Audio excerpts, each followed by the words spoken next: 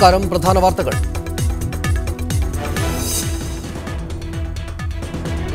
K M. മാണിക്ക് കോഴ നൽകിയതിന്റെ തെളിവുകൾ വിജിലൻസിന് കൈമാറുമെന്ന് ബാർ ഹോട്ടൽ അസോസിയേഷൻ. തെളിവുകൾ പൊതുസമൂഹത്തിനും നൽകും. ആരോപണം പിൻവലിക്കാൻ UDF സമ്മർദ്ദം ചെലുത്തുന്നു. ബിജു രമേശിന് സംഘടനയുടെ പൂർണ്ണ പിന്തുണ. ആരോപണത്തിൽ സ്വീകരിക്കേണ്ട നിയമ നടപടി ചർച്ച ചെയ്യാൻ മുഖ്യമന്ത്രിയുടെ നേതൃത്വത്തിൽ AGയുമായി ചർച്ച. ബാർ കോഴ ആരോപണത്തിൽ യോജിച്ച സമരം നടത്തുന്നതിൽ LDFന് വീഴ്ച പറ്റിയെന്ന് പന്ന്യൻ രവീന്ദ്രൻ. സമരങ്ങൾ അഡ്ജസ്റ്റ്മെന്റാണെന്ന് ആരോപണമുയരുന്നു. കെ.എം. മാണി രാജിവെച്ച് ജുഡീഷ്യൽ അന്വേഷണം നേരിടണമെന്നും പന്ന്യൻ. CPM യുക്തിരഹിത അന്വേഷണം ആവശ്യപ്പെടുന്നത് പാർട്ടിയിലെ ആഭ്യന്തര തർക്കം മറക്കാനെന്ന് VM സുധീരൻ. സപ്ലൈകോ നിത്യോപയോഗ സാധനങ്ങളുടെ വില കുത്തനെ കൂട്ടി. 7 ഉൽപ്പന്നങ്ങളുടെ സബ്സിഡി ഒഴിവാക്കി. മല്ലിക്ക് 52 രൂപയും വെളിച്ചെണ്ണയ്ക്ക് 26 രൂപയും വില ഉയർന്നു. കേന്ദ്ര മന്ത്രിസഭാ പുനഃസംഘടന ഉടൻ. പുതിയ മന്ത്രിമാർ ഞായറാഴ്ച സത്യപ്രതിജ്ഞ ചെയ്തേക്കും. മനോഹർ പാരീക്കർ പ്രതിരോധ മന്ത്രിയാകാൻ സാധ്യത. BJPക്കെതിരായ നിലപാടുമായി പുനരേകീകരണ സാധ്യത തേടി ജനതാ പാർട്ടികൾ. ഒന്നിച്ചു നിൽക്കാനാവുമോ എന്ന് ആലോചിക്കുമെന്ന് ലാലുവും മുലായവും നിതീഷ് കുമാറും അടക്കമുള്ളവർ. ധനമന്ത്രി കെ.എം. മാണിക്ക് 1 കോടി രൂപ കോഴ നൽകിയെന്ന ബിജു രമേശിന്റെ ആരോപണത്തിന് ബാർ ഉടമകളുടെ പിന്തുണ. കോഴ നൽകിയതിന്റെ തെളിവുകൾ വിജിലൻസിന് കൈമാറും. ആരോപണങ്ങളെക്കുറിച്ചുള്ള തെളിവുകൾ ശേഖരിക്കാൻ കൊച്ചിയിൽ ചേർന്ന ബാർ ഹോട്ടൽ അസോസിയേഷൻ യോഗം 5-അംഗ സമിതിയെ ചുമതലപ്പെടുത്തി. ആരോപണമുന്നയിച്ച ബിജു രമേശിന് യോഗം പൂർണ്ണ പിന്തുണ അറിയിച്ചു. CPM നേതാവ് ശ്രീ MM ലോറൻസ് കൊച്ചി സ്റ്റുഡിയോയിൽ, CPI നേതാവ് ശ്രീ VS സുനിൽകുമാർ തൃശൂരിൽ, ശ്രീ തോമസ് ചാഴിക്കാടൻ കേരള കോൺഗ്രസ് M നേതാവ് അദ്ദേഹം കോട്ടയം സ്റ്റുഡിയോയിൽ, കോൺഗ്രസ് നേതാവ് ശ്രീ T സിദ്ദിഖ് കണ്ണൂരിൽ, ഒപ്പം ശ്രീ ടോണി കുര്യാക്കോസ് ബാർ ഉടമകളുടെ പ്രതിനിധി അദ്ദേഹം കൊച്ചി സ്റ്റുഡിയോയിൽ ഈ ചർച്ചയിൽ പങ്കെടുക്കുന്നു. ആദ്യം ശ്രീ VS സുനിൽകുമാർ, ബാർ ഉടമകൾ ആരോപണത്തിൽ ഉറച്ചു നിൽക്കുകയാണ്. നിയമപരമായി ശക്തമായി തന്നെ മുന്നോട്ട് പോകാനാണ് അവരുടെ തീരുമാനം. തെളിവുകൾ വിജിലൻസിന് മാത്രമല്ല പൊതുസമൂഹത്തിനാകെ തന്നെ കൈമാറും, ശേഖരിച്ച് കൈമാറുമെന്നാണ് ഇന്നവർ യോഗത്തിന് ശേഷം വാർത്താസമ്മേളനത്തിൽ പറഞ്ഞത്. ഏത് അന്വേഷണം വേണം എന്നതൊക്കെ സംബന്ധിച്ചുള്ള തർക്കങ്ങൾ പാർട്ടിക്കകത്ത്, മുന്നണിക്കകത്ത്, ആ തർക്കങ്ങളൊക്കെ മാറ്റിവെച്ച് ഇപ്പോൾ നടക്കുന്ന ഈ വിജിലൻസ് അന്വേഷണത്തിന്റെ ഫലം പുറത്തു വരുന്നതുവരെ കാത്തിരിക്കുകയല്ലേ ഈ തരുണത്തിൽ വേണ്ടത് ഇടതുമുന്നണിയിലെ പ്രതിപക്ഷത്തെ ആളുകൾ? ഒരിക്കലുമല്ല. കാരണം ഇന്നലെ വരെ കോൺഗ്രസും UDFും കെ.എം. മാണിയുടെ പാർട്ടിക്കാരും പറഞ്ഞിരുന്ന കാര്യം, ഇത് ബിജു രമേശ് എന്ന ഒരു അബ്കാരി കോൺട്രാക്ടറുടെ വ്യക്തിപരമായ അഭിപ്രായമാണ്. അവരുടെ അസോസിയേഷൻ പോലും ഇത് അംഗീകരിക്കുന്നില്ല എന്ന് മാത്രമല്ല, അദ്ദേഹം തെളിവ് കൊടുക്കാൻ കഴിയില്ല എന്ന് തുടങ്ങി ഒട്ടേറെ വാദഗതികൾ അവർ ഉന്നയിച്ചുകൊണ്ടാണ് അവർ രക്ഷപ്പെടാൻ വേണ്ടി ശ്രമിച്ചത്. എന്ന് മാത്രമല്ല, ഇത്രയും 6 ദിവസം കഴിഞ്ഞിട്ടും ബിജു രമേശിനെതിരെ വക്കീൽ നോട്ടീസ് അയക്കും, അല്ലെങ്കിൽ അയാൾക്കെതിരെ കേസെടുക്കുമെന്നൊക്കെ പറഞ്ഞിട്ടും ഇതുവരെ തെറ്റായിട്ടുള്ള ആരോപണമാണ് ഉന്നയിച്ചതെന്നതിൻ്റെ പേരിൽ അദ്ദേഹത്തിനെതിരെ കേസെടുക്കുകയോ വക്കീൽ നോട്ടീസ് പോലും അയക്കുകയോ ചെയ്യാൻ കെ.എം. മാണിയുടെ പാർട്ടിക്കാർ തയ്യാറായിട്ടില്ല. ഇന്നുണ്ടായിരിക്കുന്ന പ്രത്യേകമായ സാഹചര്യം എന്ന് പറഞ്ഞാൽ, ഇത് ബിജു രമേശ് അദ്ദേഹത്തിൻ്റെ വ്യക്തിപരമായിട്ടുള്ള വിരോധം കൊണ്ട്, വൈകാരിക വിക്ഷോഭം കൊണ്ട് പറഞ്ഞൊരു കാര്യമല്ലെന്നും, അതേ ഉന്നയിക്കപ്പെട്ടിരിക്കുന്ന ആരോപണങ്ങൾ അസോസിയേഷൻ സംഘടന എന്ന നിലയിൽ തന്നെ അന്വേഷണ സംഘത്തിന് കൈമാറുമെന്നും അത് ജനങ്ങളെ അറിയിക്കുമെന്നും മാത്രമല്ല, അടുത്ത ഒരു പടി കൂടി കടന്നുകൊണ്ട് അവർ പറഞ്ഞിരിക്കുന്നത് ഇതിനേക്കാൾ ഗുരുതരമായ ആരോപണം മറ്റു പലരെ പറ്റിയും ഞങ്ങളുടെ കൈവശമുണ്ട് എന്നുള്ളതാണ്. അപ്പോൾ ഈ കേസിൽ, ഈ ലളിത് കുമാർ കേസുമായി ബന്ധപ്പെട്ടുകൊണ്ട് സുപ്രീം കോടതി വിധിയിൽ വളരെ വ്യക്തമായി പറഞ്ഞിരിക്കുന്ന കാര്യം, ഇത്തരമൊരു ആരോപണം ഉന്നയിക്കപ്പെട്ടു കഴിഞ്ഞാൽ, ഉന്നയിക്കപ്പെട്ടിരിക്കുന്ന വിഷയം ഒരു കേസിന് ഉള്ള വിഷയമുണ്ടെങ്കിൽ അതിൻ്റെ അർത്ഥം അത് തെളിയിക്കപ്പെടണം എന്നല്ല, ആ പറഞ്ഞിരിക്കുന്ന കാര്യം സത്യമാണ് എന്ന് വിധി മനസ്സിലാക്കിക്കൊണ്ട് 7 ദിവസം കൊണ്ട് അതുമായി അന്വേഷിച്ചുകൊണ്ട് കേസെടുക്കണം എന്നുള്ളതാണ് അവസാനമായി സുപ്രീം കോടതി വിധിയിൽ പറഞ്ഞിരിക്കുന്ന പ്രധാനപ്പെട്ട ഒരു ഘടകം. അതുപോലും പാലിക്കാതെ ഗവൺമെന്റ് ഇപ്പോൾ ചെയ്തുകൊണ്ടിരിക്കുന്ന കാര്യം, ഏതെങ്കിലും വിധത്തിൽ ഈ അന്വേഷണം 997 ഒരു 3 മാസം വരെ നീണ്ടുനിൽക്കുന്ന ക്വിക്ക് വെരിഫിക്കേഷൻ എന്ന പേരിൽ ഇത് നീട്ടിക്കൊണ്ടുപോയി ബാർ അസോസിയേഷൻ, പ്രത്യേകിച്ച് ബാർ മുതലാളിമാരെ സ്വാധീനം ചെലുത്തി ഭരണത്തിൽ കെ.എം. മാണിയെ നിലനിർത്തിക്കൊണ്ട് മുന്നോട്ട് പോകുന്ന വളരെ തെറ്റായ നടപടിയാണ് ഗവൺമെന്റ് ചെയ്യുന്നത്. ഇവിടെ ചെയ്യേണ്ട കാര്യം, കെ.എം. മാണിയെ രാജിവെക്കാൻ വേണ്ടി നിർബന്ധിക്കുക, അല്ലാതെ രാജിവെപ്പിക്കണമെന്ന് മാത്രമല്ല, അത് വെക്കുന്നില്ലെങ്കിൽ അദ്ദേഹത്തെ മന്ത്രിസഭയിൽ നിന്ന് പുറത്താക്കിക്കൊണ്ട് ഒരു അന്വേഷണം നടത്തുക എന്നുള്ളതാണ് ഒരു ഗവൺമെന്റ് ചെയ്യേണ്ട സത്യസന്ധമായ ജനാധിപത്യപരമായ പ്രക്രിയ. അത് ചെയ്യാൻ ഗവൺമെന്റ് എന്തുകൊണ്ട് മുതിരുന്നില്ല എന്നുള്ളതാണ് പ്രശ്നം. ശ്രീ T സിദ്ദിഖ്, ഈ നാട് ഭരിക്കുന്നവരിൽ പ്രധാനപ്പെട്ട ഒരാൾക്കെതിരെയാണ് ഈ ആരോപണം ഉന്നയിക്കുന്നത് എന്നത് സംബന്ധിച്ച് നല്ല ധാരണയോടുകൂടിയാണ് ഇന്ന് ഈ ഉടമകളുടെ സംഘം അപ്പാടെ തന്നെ ബിജു രമേശിന് പിന്നിൽ നിൽക്കാൻ, തെളിവുകൾ പൂർണ്ണമായി നൽകാൻ തീരുമാനിച്ചിട്ടുള്ളത്. ഇത് നിസ്സാരമല്ല. നിങ്ങൾ കാലം നീട്ടി, ഒരൽപ്പം നീട്ടിക്കൊണ്ടുപോയി കാര്യത്തിൻ്റെ ഗൗരവം ചോർത്തിക്കളഞ്ഞ് മാണി സാറിനെ ഇന്നിലക്ക് തന്നെ സംരക്ഷിക്കാമെന്നാണ് കാണുന്നതെങ്കിൽ അത് നടക്കുകയില്ല എന്നതിനുള്ള സൂചനയല്ലേ ഇന്നത്തെ ബാർ ഉടമകളുടെ യോഗവും അവരുടെ തുറന്നു പറച്ചിലും?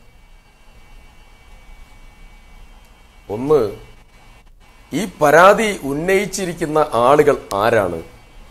ആ പരാതി ഉന്നയിച്ചിരിക്കുന്ന ആളുകൾ നൽകിയതായിരിക്കുന്ന പണത്തിൻ്റെ അടിസ്ഥാനത്തിലുള്ള അവിഹിതമായിട്ടുള്ള റിസൾട്ട് അവർക്ക് കിട്ടിയിട്ടുണ്ടോ? പണം കൊടുത്തു കഴിഞ്ഞാൽ റിസൾട്ട് കിട്ടണമല്ലോ. ഒരു ആരോപണം ഉന്നയിക്കുമ്പോൾ ആ ആരോപണത്തിലൂടെ കൈമാറുന്നതായിരിക്കുന്ന വിഭവത്തിനനുസരിച്ചുള്ള ആനുകൂല്യം ആരോപണം ഉന്നയിച്ച ആളുകൾക്ക് ലഭിക്കണ്ടേ? ഉന്നയിക്കുന്ന ആളുകളുടെ ക്രെഡിബിലിറ്റി, രണ്ട്, ഉന്നയിച്ചതായിരിക്കുന്ന ആളുകൾക്ക് അവിഹിതമായിട്ട് വല്ല സൗകര്യങ്ങളും കിട്ടിയിട്ടുണ്ടോ? ഈ സാധനങ്ങളൊക്കെ അന്വേഷിക്കാനാണ് നമ്മുടെ നാട്ടിൽ നിലവിലുള്ള നിയമപരമായിട്ടുള്ള സംവിധാനം ഉപയോഗിച്ചുകൊണ്ട് വിജിലൻസ് എൻക്വയറിയുടെ ഭാഗമായിട്ട് പരാതി കിട്ടിയ സന്ദർഭത്തിൽ പ്രതിപക്ഷ നേതാവിൻ്റെ പരാതി കിട്ടിയപ്പോൾ നമ്മൾ ക്വിക്ക് വെരിഫിക്കേഷൻ നേതൃത്വം കൊടുത്തത്. ആ ക്വിക്ക് വെരിഫിക്കേഷനിൽ ഇവർ ആവശ്യമായിട്ടുള്ള തെളിവുകൾ കൊടുക്കട്ടെ. ബിജു രമേശ് പറഞ്ഞിട്ടുള്ള ബിജു രമേശ് തെളിവുകൾ കൊടുക്കും, ബാർ അസോസിയേഷൻ തെളിവുകൾ കൊടുക്കും എന്നാണല്ലോ. തെളിവുകൾ കൊടുക്കട്ടെ. ആ തെളിവിൻ്റെ അടിസ്ഥാനത്തിൽ ആവശ്യമായിട്ടുള്ള തെളിവുകൾ ലഭ്യമായാൽ അവിടെ വെച്ചുകൊണ്ട് ആ ക്വിക്ക് വെരിഫിക്കേഷൻ മാറി പിന്നീട് അത് കേസിലേക്ക് മാറും, സ്വാഭാവികമായി കേസിലേക്ക് മാറും. ഇപ്പോ പ്രതിപക്ഷത്തെ സംബന്ധിച്ച് സുനിൽകുമാർ ഇവിടെ സംസാരിച്ചല്ലോ. സുനിൽകുമാറിന്റെ പാർട്ടി പറയുന്നത് ജുഡീഷ്യൽ അന്വേഷണം വേണം. പിണറായി വിജയൻ പറയുന്നത് കോടതിയുടെ നിരീക്ഷണത്തിലുള്ളതായ പോലീസ് എൻക്വയറി വേണം. കോടതിയുടെ നിരീക്ഷണത്തിൽ പോലീസ് എൻക്വയറി നടത്തണമെങ്കിൽ ഈ കേസ് കോടതിയിലെത്തണ്ടേ? കോടതിയിൽ എത്തിയിട്ടില്ലല്ലോ. ക്വിക്ക് വെരിഫിക്കേഷൻ നടത്തി ഇതിൽ സാങ്കത്യമുണ്ട് എന്ന് കണ്ടെത്തിയതിന്റെ അടിസ്ഥാനത്തിൽ കോടതിയുടെ നിരീക്ഷണം വേണം എന്ന് പറഞ്ഞ് ഒരു അന്യായം ഫയൽ ചെയ്ത് കോടതി ആ നിരീക്ഷണം അനുവദിക്കണം. അങ്ങനെയുള്ള ഒരു സാഹചര്യവും നിലവിലില്ല. അങ്ങനെയുള്ള ഒരു സാഹചര്യം നിലവിലില്ലാത്ത പശ്ചാത്തലത്തിൽ പിണറായി വിജയൻ പറയുന്നു കോടതിയുടെ നിരീക്ഷണമുള്ള എൻക്വയറി വേണം. അതിന്റെ അർത്ഥം ആ സാധനം നടക്കില്ല. ഈ നിലവിലില്ലാത്ത ഒരു സാധനത്തെക്കുറിച്ച് പിണറായി വിജയൻ സ്വപ്നം കണ്ടുകൊണ്ട് പറയുന്നു. മൂന്നാമത്തെ കാര്യം, വി എസ് അച്യുതാനന്ദൻ പറയുന്നു ഇത് സംബന്ധിച്ച് CBI അന്വേഷണം വേണം. പ്രതിപക്ഷത്തെ സംബന്ധിച്ച് 3 അന്വേഷണമാണ്. ഒന്ന് വി എസിന്റെ CBI, 2 പിണറായി വിജയന്റെ കോടതിയുടെ നിരീക്ഷണത്തിലുള്ള പോലീസ് എൻക്വയറി, 3 CPIയുടെ ജുഡീഷ്യൽ അന്വേഷണം. ഈ 3 അന്വേഷണത്തെ 3 സംവിധാനങ്ങൾ ഇടതുപക്ഷ മുന്നണിയിൽ നിന്നുകൊണ്ട് പ്രഖ്യാപിക്കുക. അതിന്റെ അർത്ഥം എന്താ? ഈ കേസ് ഇത്രത്തോളം ദുർബലമാണെന്നും ഈ കേസിൽ ഒരു യാഥാർത്ഥ്യവും ഇല്ല എന്നും ഇടതുപക്ഷ ജനാധിപത്യ മുന്നണി തന്നെ കണക്ക് കൂട്ടുന്നു എന്നാണ് അതിന്റെ അർത്ഥം. ഒരു വളരെ ഗൗരവതരമായിട്ടുള്ള ഒരു കേസാണെങ്കിൽ അവർക്ക് ഏകാഭിപ്രായം ഉണ്ടാകണം. ഏകാഭിപ്രായം മുന്നണിയിലില്ല, അതിന് നേതൃത്വം കൊടുക്കുന്ന കക്ഷിയിലുമില്ല. അത്രയും ദുർബലമാണ്. സിദ്ദിഖ്, താങ്കളുടെ പോയിന്റുകളിലേക്ക് തന്നെ തിരിച്ചു വരാം. അതിനു മുമ്പ് ശ്രീ ടോണി കുര്യാക്കോസ്, ഈ നേരത്തെ വയലാർ രവിയുടെ പ്രസ്താവന താങ്കൾ കേട്ടുവല്ലോ. അതായത് തെരഞ്ഞെടുപ്പ് ഫണ്ടിലേക്ക് പണം വാങ്ങുന്നതിൽ തെറ്റെന്താണ്? അത് സമ്പന്നരിൽ നിന്ന് തന്നെ മാത്രമേ, പണക്കാരിൽ നിന്ന് മാത്രമേ വാങ്ങാനാവുകയുള്ളൂ എന്ന് അദ്ദേഹം പറയുന്നത് കേട്ടല്ലോ. ഈ പണം കൊടുത്തു എന്നത് ശരിയാണെങ്കിൽ തന്നെയും അതിന് വല്ല ഫലവും ഉണ്ടായോ, അതിന് അവിഹിതമായി വല്ലതും ചെയ്തു കൊടുത്തിട്ടുണ്ടോ എന്നുകൂടെ നോക്കും എന്ന് അല്പം മുമ്പ് ശ്രീ ടി സിദ്ദിഖ് പറഞ്ഞു. ആ 2 കാര്യങ്ങൾ. ഒപ്പം ഇത് സംബന്ധിച്ച് അന്വേഷണം സംബന്ധിച്ച് ഏത് സമിതിയാണ് വേണ്ടത് എന്നത് പോലും സംബന്ധിച്ച് ഏകാഭിപ്രായമില്ലാത്ത ഒരു പ്രതിപക്ഷം അതിൻ്റെ അത്തരം പ്രവർത്തനങ്ങൾ ഏത് വിധത്തിലാണ് കേസിനെ ദുർബലപ്പെടുത്തുക എന്നതുകൂടെയുണ്ട്. ഇത്തരം സാഹചര്യങ്ങളെല്ലാം നിലനിൽക്കുമ്പോൾ KM മാണി എന്ന കേരള രാഷ്ട്രീയത്തിലെ ഏറ്റവും ശക്തന്മാരിലൊരാളായ നേതാവിനെതിരെയുള്ള ഈ ആരോപണം ഈ ഇരുമ്പിൽ കടിച്ച് നിങ്ങളുടെ പല്ല് പൊട്ടിക്കുക എന്നല്ലാതെ പ്രത്യേകിച്ച് ഗുണമൊന്നും ഉണ്ടാകാൻ പോകുന്നില്ല എന്നിപ്പോൾ തന്നെ മനസ്സിലാക്കുന്നുണ്ടോ നിങ്ങൾ? ബിജു രമേശ് ശ്രീ KM മാണിക്കെതിരെ ശക്തമായ ആരോപണങ്ങൾ ഉന്നയിക്കുകയും അദ്ദേഹം അതിന് തെളിവുകൾ അദ്ദേഹത്തിൻ്റെ കയ്യിലുണ്ട് എന്ന് വ്യക്തമായിട്ട് പറയുകയും വിജിലൻസിൻ്റെ മുമ്പിൽ തെളിവുകൾ ഹാജരാക്കും എന്ന് അദ്ദേഹം പറയുകയും ചെയ്തിട്ടുണ്ട്. അതിൻ്റെ അടിസ്ഥാനത്തിൽ ഇന്ന് കൊച്ചിയിൽ ഞങ്ങളുടെ നേതാക്കൾ, ഞങ്ങളുടെ എക്സിക്യൂട്ടീവ് കമ്മിറ്റി അംഗങ്ങളുടെ യോഗം ചേരുകയും ആ യോഗത്തിന് ശേഷം ഞങ്ങളുടെ പ്രസിഡന്റ് ശ്രീ രാജ്കുമാർ വളരെ വ്യക്തമായിട്ട് അദ്ദേഹം പറഞ്ഞിട്ടുണ്ട് ബിജു രമേശിന് ഞങ്ങൾ എല്ലാവിധ പിന്തുണയും കൊടുക്കുന്നു. ഞങ്ങളുടെ വ്യവസായം ഇവിടെ തകർത്തെറിയപ്പെട്ടിരിക്കുകയാണ്. അപ്പോൾ തീർച്ചയായിട്ടും ഞങ്ങളുടെ വ്യവസായം നഷ്ടപ്പെട്ടതിൻ്റെ ഒരു വിഷമത്തിൽ നിന്ന് ഞങ്ങൾ സംസാരിക്കുകയാണ്. ഒരു വ്യവസായം തകർക്കപ്പെട്ട് ഒരു പഠനങ്ങളും നടത്താതെ ഒരു മുൻകരുതലും എടുക്കാതെ ഞങ്ങളുടെ വ്യവസായം ഇല്ലാതെയായിരിക്കുകയാണ്. അപ്പോൾ തീർച്ചയായിട്ടും അതിൻ്റെ ഒരു പ്രതിധ്വനി എന്ന നിലയിലാണ് കാര്യങ്ങൾ വന്നിരിക്കുന്നത് എന്നാണ് എൻ്റെ അഭിപ്രായം. ശ്രീ തോമസ് ചാഴിക്കാടൻ, ഇത് തെരഞ്ഞെടുപ്പ് ഫണ്ടിലേക്കാണെങ്കിലും നിങ്ങൾ പണം വാങ്ങിച്ചിട്ടുണ്ട്. അത് അഴിമതി തന്നെയാണ്, കോഴ തന്നെയാണ്. പക്ഷേ അത് നിങ്ങൾക്ക് ഏതെങ്കിലും വിധേന ഒതുക്കിക്കളയാൻ സാധിക്കും എന്നത് വെച്ചാണ് നിങ്ങൾ ഈ വിജിലൻസ് അന്വേഷണത്തിന് സർക്കാർ പോയിരിക്കുന്നതെങ്കിൽ പോലും ഈ ബാറുടമകൾ ശക്തമായി മുന്നിൽ നിൽക്കുന്നത് കൊണ്ട്, പ്രതിപക്ഷം അപ്പുറത്ത് KM മാണിയുടെ രാജി ഇതിനകം തന്നെ ആവശ്യപ്പെട്ടിരിക്കുന്നത് കൊണ്ട്, ഉപ്പ് തിന്നതുകൊണ്ട് വെള്ളം കുടിക്കേണ്ടി വരും എന്ന അവസ്ഥയിലല്ലേ ഇപ്പോഴുള്ളത് നിങ്ങൾ? ആദ്യമായി ഞാൻ വ്യക്തമാക്കുവാൻ ആഗ്രഹിക്കുന്നു, തെരഞ്ഞെടുപ്പ് ഫണ്ട് എന്ന പേരിൽ പോലും അങ്ങനെ പണം കെ എം മാണി സാറ് സ്വീകരിച്ചിട്ടില്ല എന്ന് വളരെ വ്യക്തമായി പറയുവാൻ ആഗ്രഹിക്കുകയാണ്. ഒരാഴ്ചക്കാലമായി ശ്രീ ബിജു രമേശ് പറഞ്ഞുകൊണ്ടേയിരിക്കുന്നു അദ്ദേഹത്തിന്റെ സംഘടനയുടെ പ്രതിനിധികൾ മാണി സാറിന് പണം കൊടുത്തു എന്ന്. ഇന്ന് ആ സംഘടനയുടെ എക്സിക്യൂട്ടീവ് കമ്മിറ്റി എറണാകുളത്തെ യോഗം ചേർന്നു. ആ യോഗത്തിൽ വെച്ച് സംഘടന പറയുന്നില്ല കെ എം മാണി സാറിന് പണം കൊടുത്തു എന്ന്. ഇപ്പോൾ സംഘടനയുടെ പ്രതിനിധി പോലും പറയുന്നില്ല അവർ പണം കൊടുത്തു എന്ന്.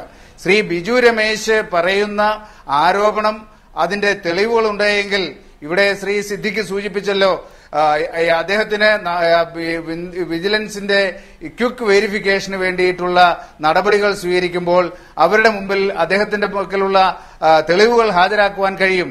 എന്തുകൊണ്ട് 7 ദിവസക്കാലമായി ഈ പറഞ്ഞുകൊണ്ടിരിക്കുന്നതല്ലാതെ യാതൊരു തെളിവുകളും ഹാജരാക്കുവാൻ ശ്രീ ബിജു രമേശോ അദ്ദേഹത്തിന്റെ സംഘടനയോ തയ്യാറാവുന്നില്ല?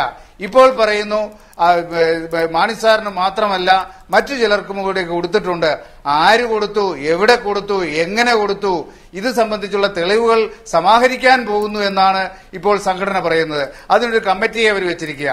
ഞങ്ങൾ ആദ്യമേ തന്നെ സൂചിപ്പിച്ചിരുന്നു, ഇതിനു പിന്നിൽ കഴിഞ്ഞ 6 മാസക്കാലമായി കേരള സമൂഹത്തിൽ ചർച്ച ചെയ്യപ്പെടുന്ന ഒരു വിഷയമാണ് ബാർ ലൈസൻസുമായി ബന്ധപ്പെട്ട വിഷയം.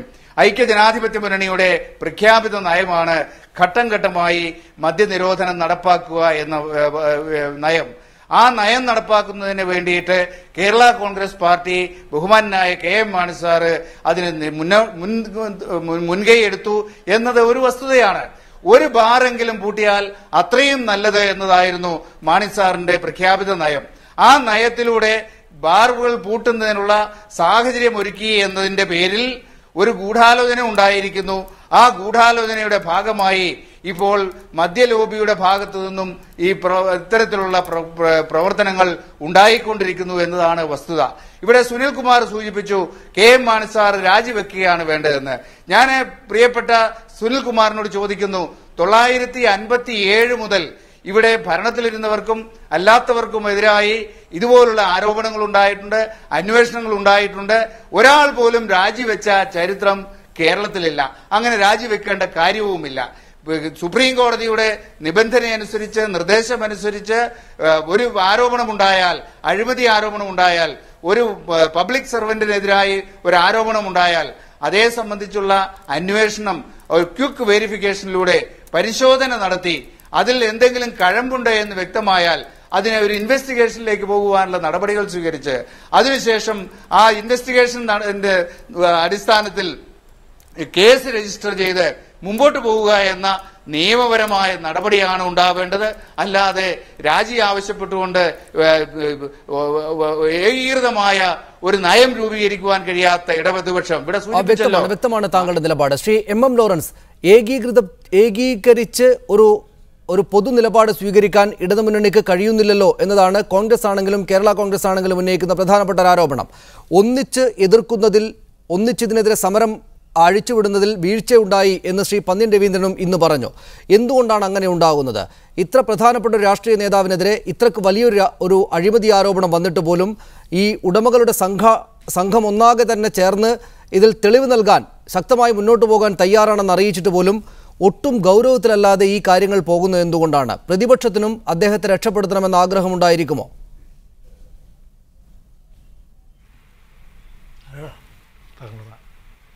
ഇടതുപക്ഷ ജനാധിപത്യ മുന്നണിക്ക് അഴിമതി ആരോപണത്തിന് വിധേയനായ ആരെയും രക്ഷിക്കാനുള്ള യാതൊരു താല്പര്യവുമില്ല, രക്ഷിക്കാനായിട്ട് ശ്രമിക്കുകയുമില്ല. ഇവിടെ ഇപ്പോൾ പ്രസക്തമായിരിക്കുന്നത് കെ എം മാണിയെ സംബന്ധിച്ചാണ്. കെ എം മാണി പണം വാങ്ങിയെന്നും കെ എം മാണിക്ക് പണം കൊടുത്തെന്നും ഒക്കെ പറയുന്നത് ഇടതുപക്ഷ ജനാധിപത്യ മുന്നണിയിൽപ്പെടുന്ന ആരുമല്ല.